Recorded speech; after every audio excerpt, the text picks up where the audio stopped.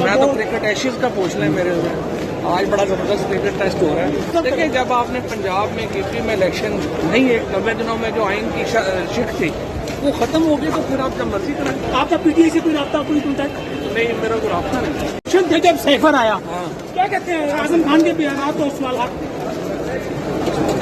क्या बातें हो रही हैं। मैं तो क्रिकेट एशियंस का पूछ लें मेरे से। आज बड़ा जबरदस्त क्रिकेट टेस्ट हो रहा है, देखते हैं। चौधरी साहब, इलेक्शन में हिस्सा ले रहे हैं आप, जो इलेक्शन होने जा रहे हैं? हाँ, इलेक्शन तो चौधरी साहब ये बताएं, आप इतने सीनियर पॉलिटिशियन हैं, आपको ओहदा नहीं दिया गया इस्तेकाम पार्टी में, इसकी क्या वजह? आपने खुद माजरत की। तो पार्टी का मेरा तो नहीं है अभी पार्टी का भी पॉलिटिक्स हो ही नहीं रही। जब पॉलिटिक्स होगी तो आप इलेक्शन को देख रहे हैं? आप इलेक्शन देख रहे हैं? मुझे तो नजर नहीं आ रहा।